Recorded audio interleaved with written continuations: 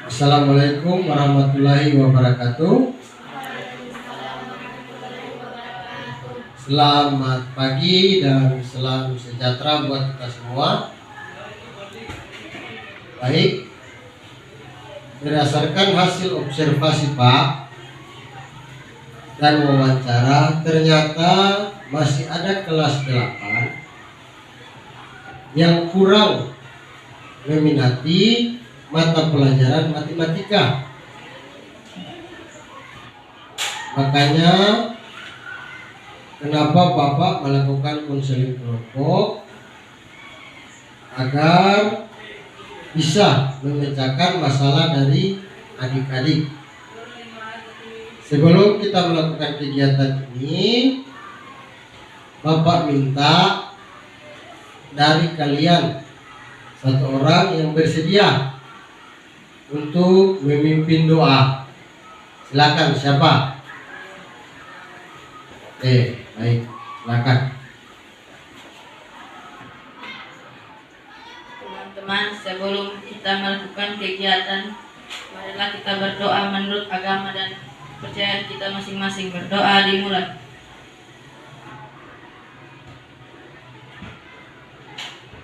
Doa selesai.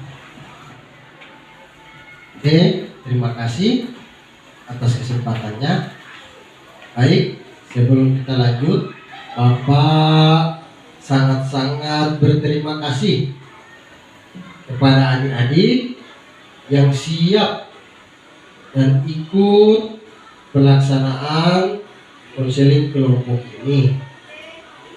Bapak sangat berterima kasih sekali kepada adik-adik.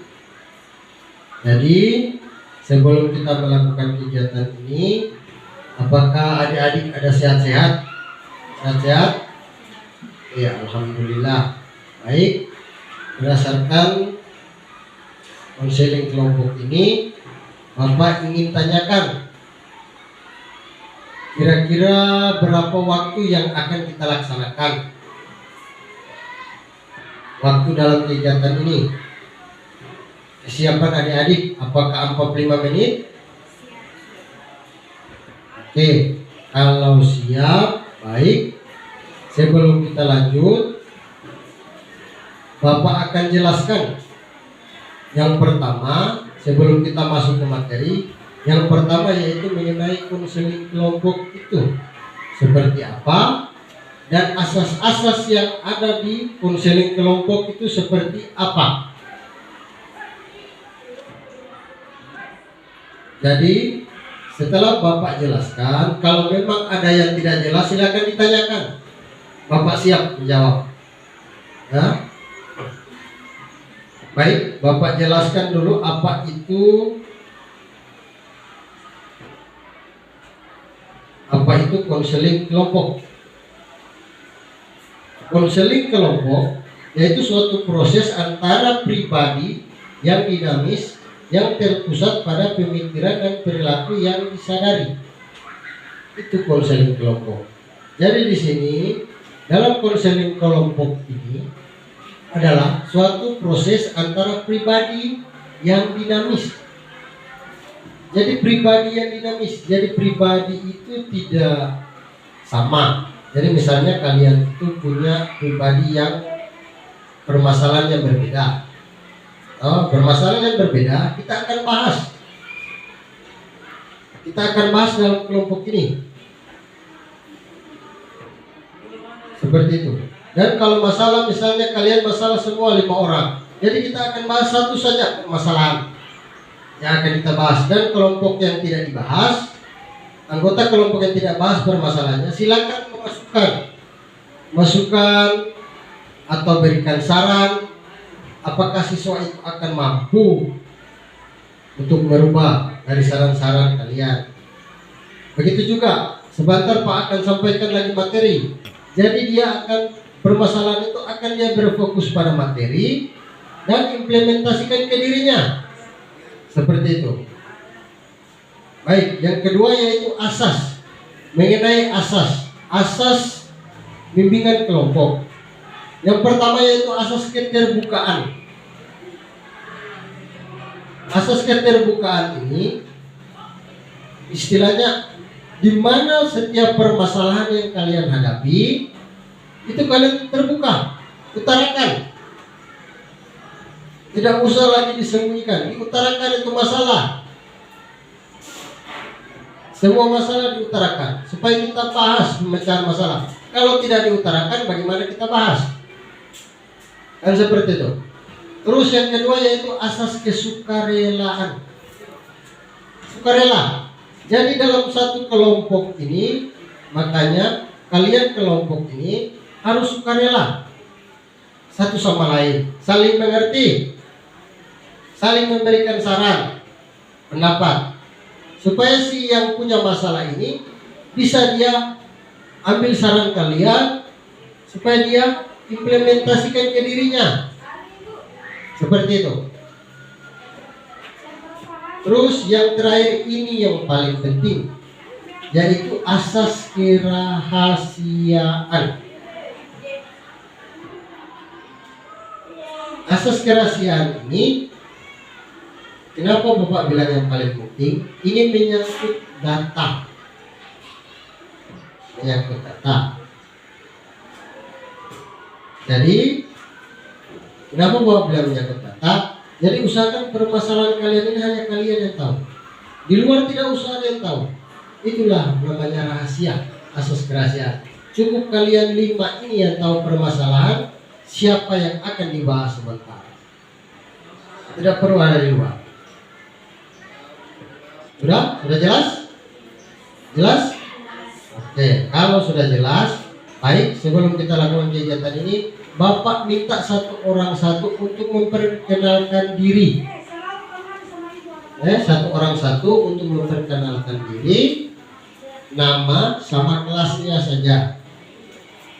Nah, baik. Silakan Bapak duluan dari sebelah kiri Bapak. Ya, silakan. Perkenalkan, saya Widya Sudrono, kelas 8C. Perkenalkan, saya Alia Tunjio dari kelas 8A. Perkenalkan, nama saya Wiati Tunjio, kelas 8D. Perkenalkan, nama saya Muhammad Al-Bahri Pudara dari 8C. Perkenalkan, nama saya Ibu Turai Aryatama dari kelas 8B. Terima kasih atas perkenalannya. Baik, sebelum kita lanjut, kalian sudah perkenalkan nama. Mari kita sama-sama, ini yang paling terpenting dalam layanan bimbingan konseling kelompok ini, yaitu mengatakan sumpah asas kerahasiaan. Jadi silakan Bapak akan pandu dari satu persatu dari sebelah kiri Bapak. Silakan dibacakan asas kerahasiaannya.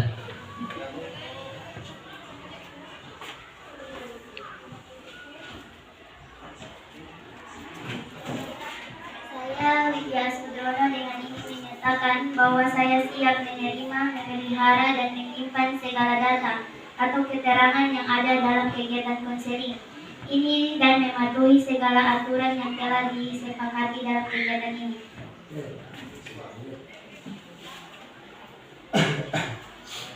Saya Alwia Tunjio dengan ini menyatakan bahwa saya siap menerima, memelihara, dan menyimpan segala data atau keterangan yang ada dalam kegiatan konseling ini dan mematuhi segala aturan yang telah disepakati dalam kegiatan ini. Saya Wiati Tunjio dengan ini menyatakan bahwa saya siap menerima, memelihara, dan menyimpan segala data atau keterangan yang ada dalam kegiatan konseling ini dan mematuhi segala aturan yang telah disepakati dalam kegiatan ini. Saya Muhammad Al-Fahri Pudara dengan ini menyatakan bahwa saya siap menerima, memelihara, dan menyimpan segala data atau keterangan yang ada dalam kegiatan konseling ini dan mematuhi segala aturan yang telah disepakati dalam kegiatan ini.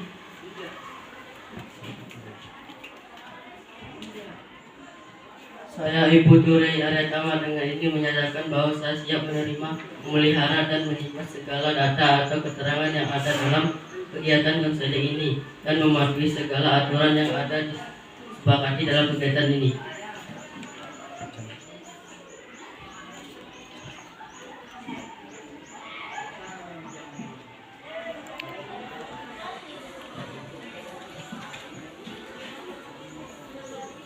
Oke.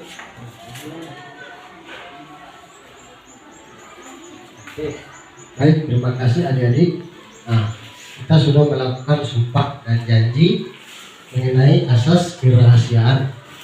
Baik, sebelum kita lanjut, Bapak ingin tanyakan apakah kita akan siap untuk melaksanakan kegiatan konseling kelompok ini? Apakah siap? Oke, kalau siap, baik, Bapak akan memberikan materi dengan beberapa contoh dari video beserta gambar. Ya, tolong adik-adik perhatikan dengan jelas dan nanti sebentar ada lembar yang akan adik-adik kerjakan. Ya, baik, Bapak akan mulai.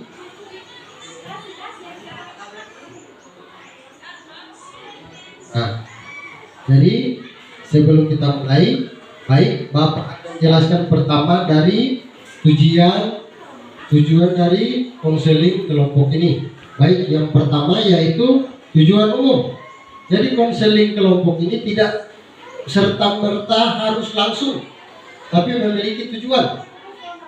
Yang pertama yaitu tujuan umum, yaitu melalui konseling kelompok, anggota kelompok mampu meningkatkan minat belajar pada mata pelajaran matematika. Berdasarkan permasalahan, itu kalau tujuan umum.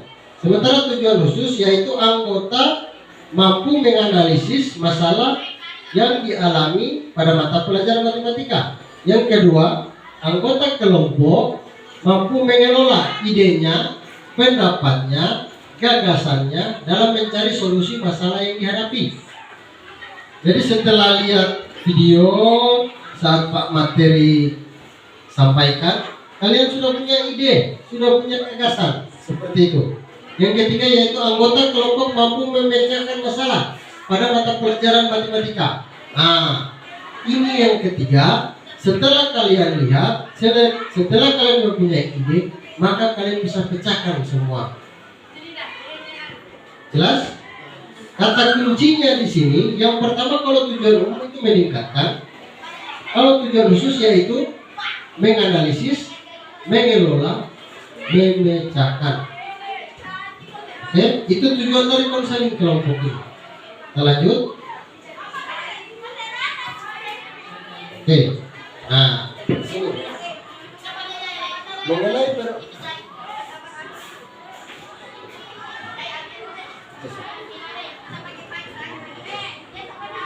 bisa.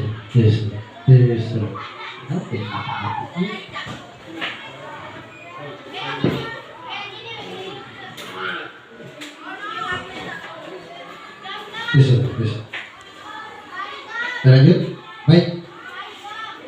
Lanjut. Nah, di sini berdasarkan materi atau masalah yang kita bahas yaitu mengenai minat. Jadi Bapak di sini mengangkat yaitu dengan pengertian minat. Di sini pengertian minat menurut Syah. Secara sederhana, minat berarti kecenderungan, kegairahan yang tinggi atau keinginan yang besar terhadap sesuatu. Itu minat. Yang kedua, faktor-faktor yang mempengaruhi minat yaitu faktor sosial.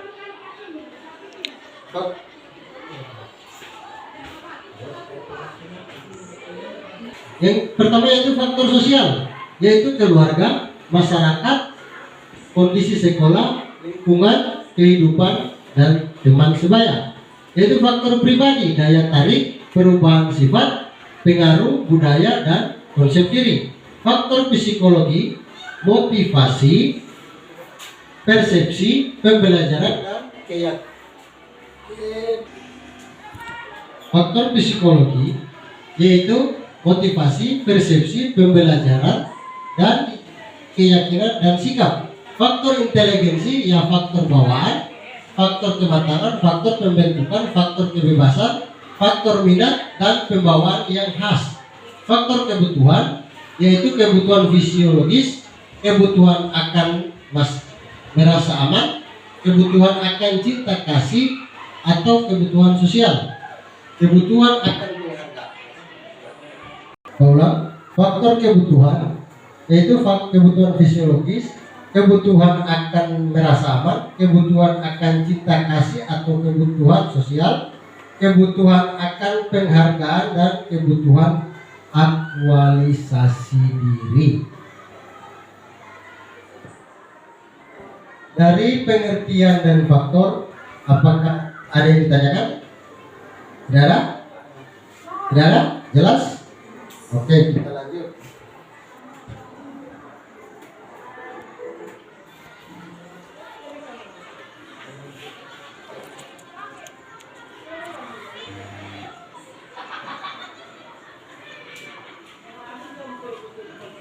Bisa. Baik. Sekarang Bapak akan putar video dan adik-adik silakan lihat seperti apa video ini dan implementasikan. Oke? Baik, silakan lihat.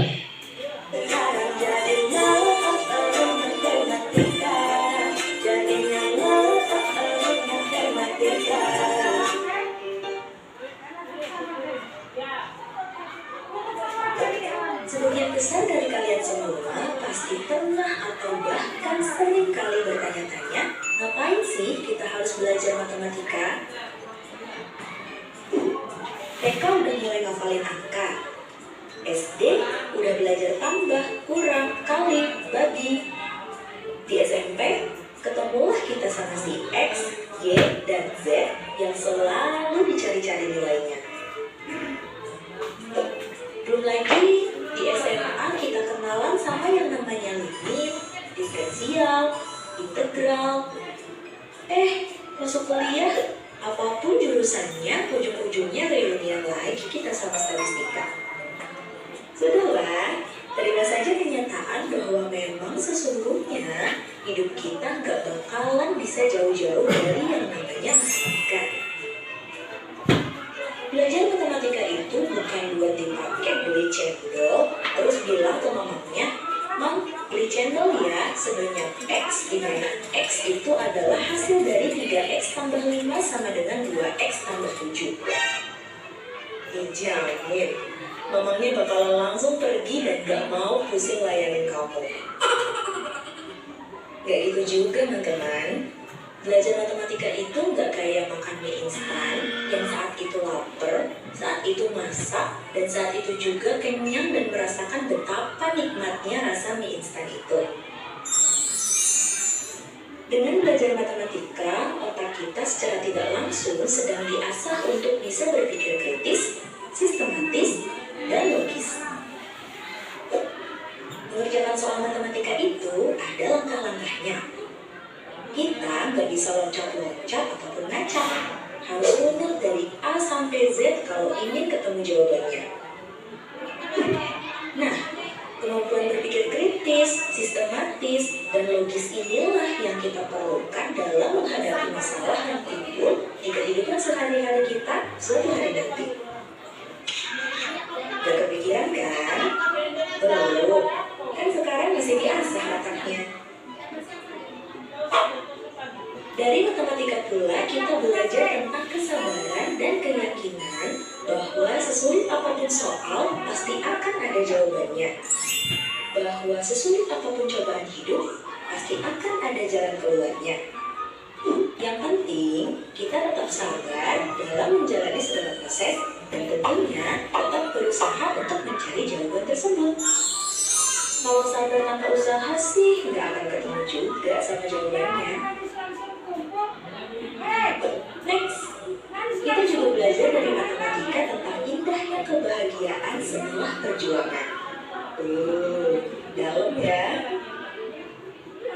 Pernah nggak sih kalian merasa begitu bahagia bisa menemukan jawaban setelah melalui proses perjuangan panjang mengerjakan soal yang penuh dengan drama? Gak bisa diungkap dengan kata-kata kan bahagianya seperti apa? Itu tuh berasa kita udah menjadi orang yang paling pintar sedunia. Berlebih sih, tapi intinya dari sini kita jadi bisa lebih menghargai lagi proses, bukan hanya sekedar hasil. Atau nih, matematika juga mengajarkan kita tentang makna kesetiaan. Bahwa 1 ditambah 1 sama dengan 2, tak ada yang lainnya. Karena matematika itu ilmu pasti, jadi kalau soalnya A, jawabannya pasti B. Atau soalnya C, jawabannya ya pasti D. Gak ada tawar-menawar. Dia banget kan mereka antara soal dan jawabannya. Sama halnya ayah kamu dan jodoh kamu. Kalian tukar kok, tenang aja. Oke cukup. Kalian semua bisa baper gara-gara matematika kalau dilanjutkan. Itu hanya sebagian kecil manfaat dan makna dalam belajar matematika. Memang sih, dari luar terlihat menyeramkan, tapi siapa yang tahu di balik itu semua matematika penuh dengan makna dan hikmah yang mendalam. So, jangan mudah putus asa dalam belajar matematika. Jadilah siswa yang tangguh pantang mengeluh saat mengerjakan soal matematika. Dan janganlah menjadi siswa yang belum apa-apa, baru baca soalnya aja, udah nyerah duluan sebelum mencoba. Semoga bermanfaat dan mari kita mulai bersahabat dengan matematika. Sampai jumpa di video selanjutnya.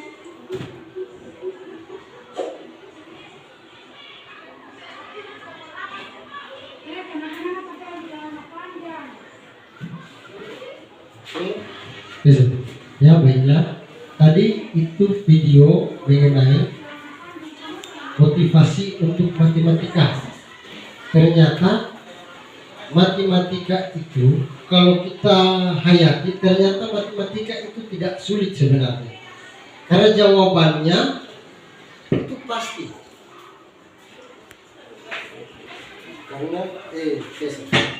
Karena jawabannya itu pasti, sama seperti tadi di video, 1 tambah 1 pasti 2, tidak 3, tidak 4, tidak 5, berarti pasti, ya kan? Baik, Bapak berikan satu contoh gambar di mana gambar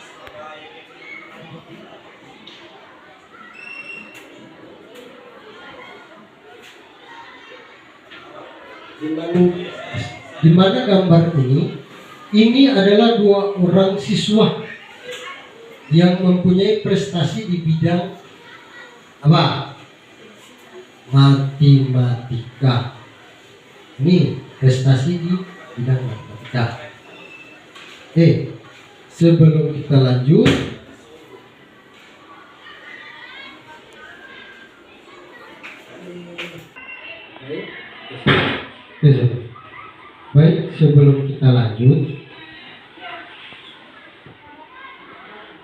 sebelum kita lanjut, Bapak ingin bertanya lagi, apakah sudah jelas dari segi paparan Pak sama video? Apa sudah jelas?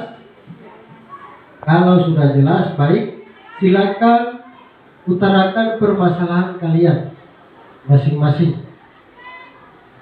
Silakan utarakan permasalahan kalian masing-masing, dan akan kita tentukan permasalahan yang siapa yang akan dibahas.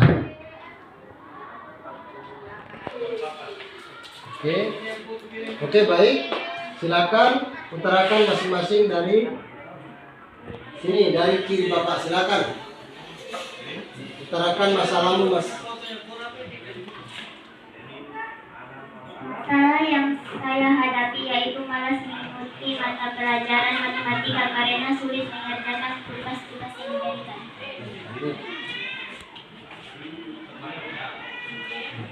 Masalah yang saya hadapi yaitu kurangnya minat pada mata pelajaran matematika karena perhitungan sulit bagi saya. Masalah yang saya hadapi yaitu kurang paham dalam penyederhanaan soal-soal cerita dalam perhitungan. Permasalahan saya yang saya hadapi yaitu takut akan tugas-tugas matematika. Oke, lanjut. Masalah yang saya hadapi yaitu kurangnya minat pada mata pelajaran matematika karena perhitungan yang sulit bagi saya. Oke.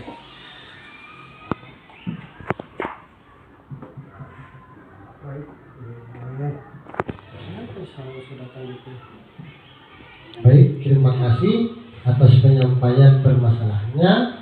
Baik, untuk permasalahan yang kita bahas pada hari ini atau dalam konseling kelompok ini kita bahas yaitu kurangnya minat pada mata pelajaran matematika.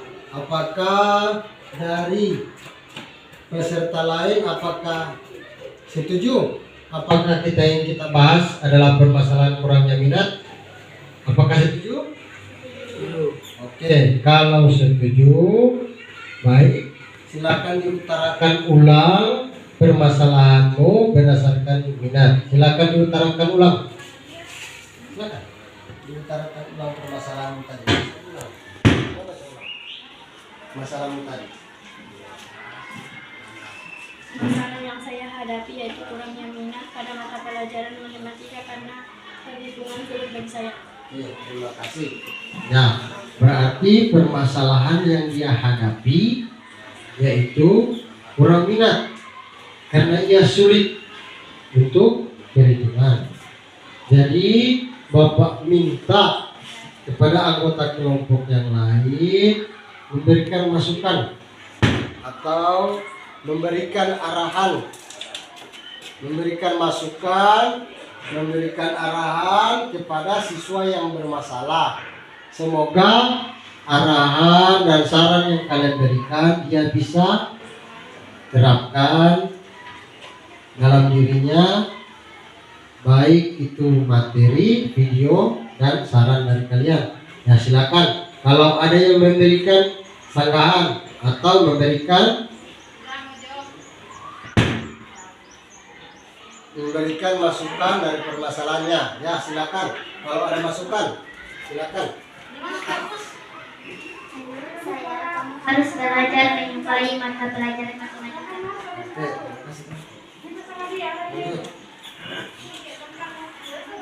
Saya, kamu harus giat belajar secara sederhana dulu seperti soal-soal yang gampang.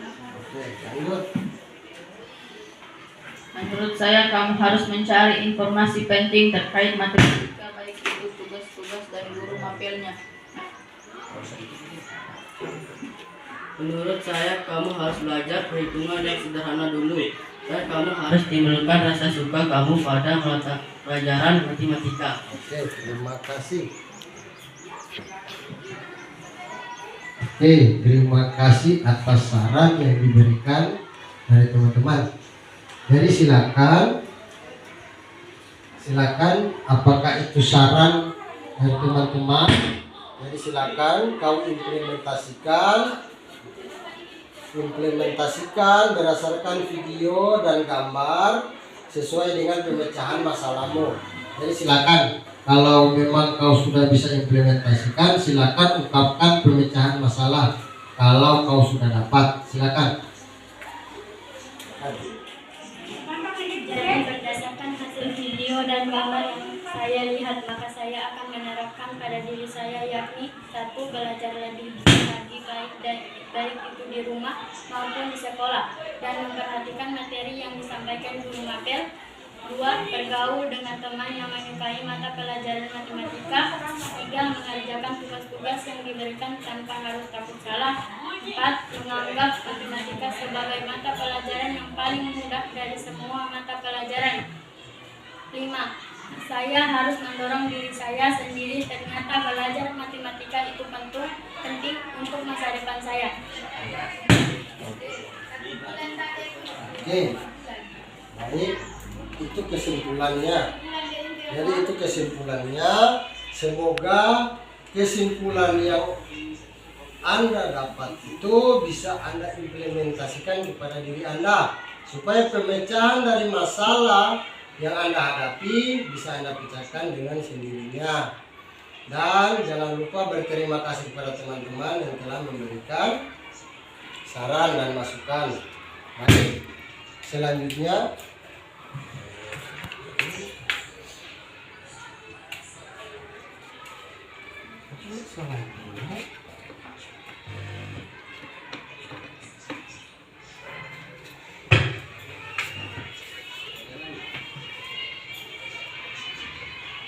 selanjutnya kalau memang itu kan sudah ada kesimpulan tadi.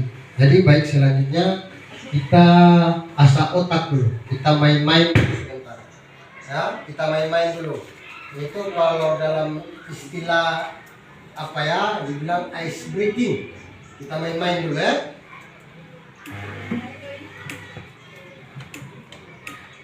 Oke, baik. Yang pertama, silakan tebak, angkat tangan.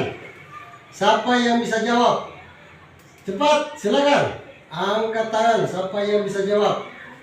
Oke, apa jawabannya? Gajah. Oke, benar sekali. Berikan aplaus. Tepuk tangan. Oke, gajah. Sekarang jawaban yang kedua. Silakan tebak. Cepat, silakan tebak. Angkat tangan, siapa yang sudah jawab? Oke, silakan. Apa? Harimau. Oke, berikan aplaus dulu. Oke, mantap. Oke, baik. Ice breakingnya sudah selesai. Jadi baik, mari kita sama-sama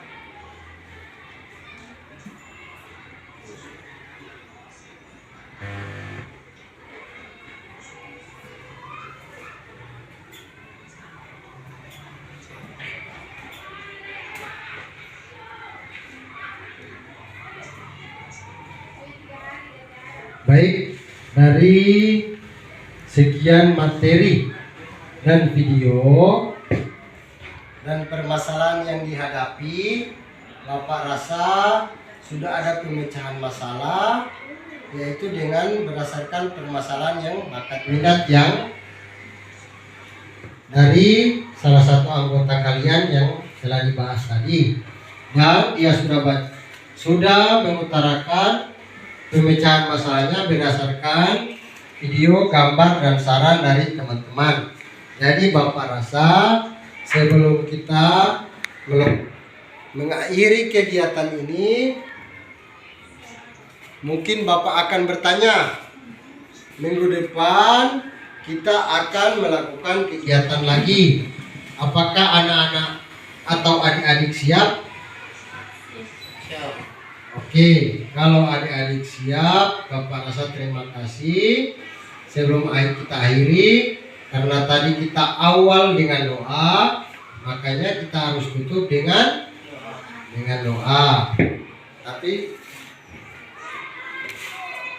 oke, baik, silakan dari anggota kelompok untuk menutup acara ini dengan doa. Ya, silakan.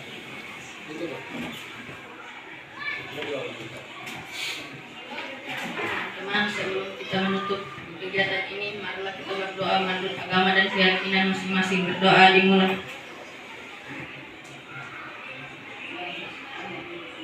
Berdoa selesai. Oke, terima kasih. Terima kasih atas kesempatannya. Baik, Bapak sudah berdoa. Baik, Bapak ucapkan sekali lagi terima kasih kepada adik-adik. Kegiatan hari ini Bapak tutup dengan mengucapkan Bismillahirrahmanirrahim. Acara bimbingan konseling kelompok ini Bapak tutup. Assalamualaikum warahmatullahi wabarakatuh dan selamat siang. Oke, terima kasih.